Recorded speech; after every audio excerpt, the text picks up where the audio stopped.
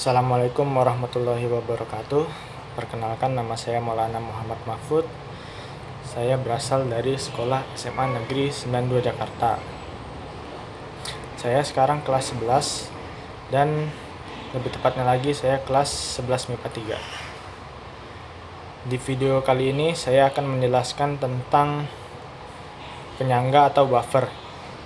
Tujuannya supaya kita mudah memahami pembelajaran jarak jauh, karena saat ini kita harus di rumah saja. Jadi semoga video ini bisa membantu sedikit.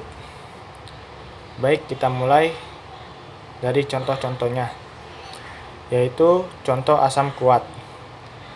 Asam kuat ada asam sulfat H2SO4, terus ada asam klorida HCl, dan asam perklorat HClO4.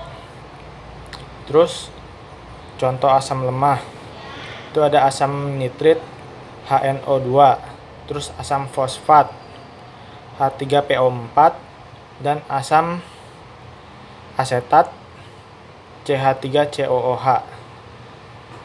Dan ada lagi contoh basa kuat, yaitu natrium hidroksida NaOH, terus potasium hidroksida KOH, dan litium hidroksida LiOH.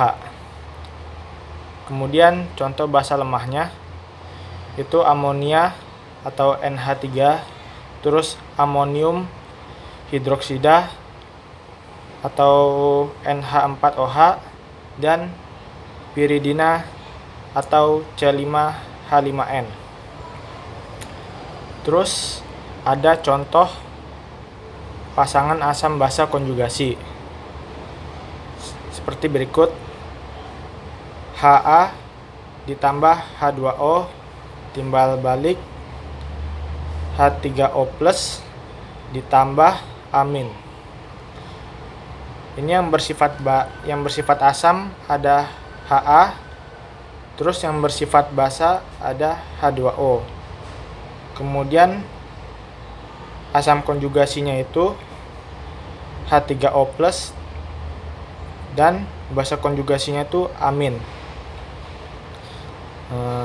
Terus pengertian dari buffer atau penyangga ini, larutan adalah larutan yang dapat mempertahankan nilai pH. Larutan pH ini agar tidak terjadi perubahan pH secara signifikan. Yang ketiga, cara kerja larutan penyangga. Larutan penyangga mengandung komponen asam dan basa. Dengan asam dan basa, konjugasinya juga, sehingga dapat mengikat baik ion H+ maupun ion H-. Sehingga penambahan sedikit tidak merubah pH-nya secara signifikan. Yang keempat itu contoh buffer itu ada yang asam dan basah. Yang asam itu CH3COO- plus ditambah H+ menjadi CH3COOH aqueous. Terus CH3COOH aqueous ditambah OH- aqueous menjadi CH3COO- aqueous ditambah H2O liquid. Yang basah itu ada NH3 aqueous ditambah H+ aqueous menjadi NH4 plus aqueous. Terus NH4 plus aqueous ditambah OH- aqueous menjadi NH3 aqueous ditambah H2O liquid. Kemudian fungsi dari buffer atau penyangga ini ada di dalam darah kita.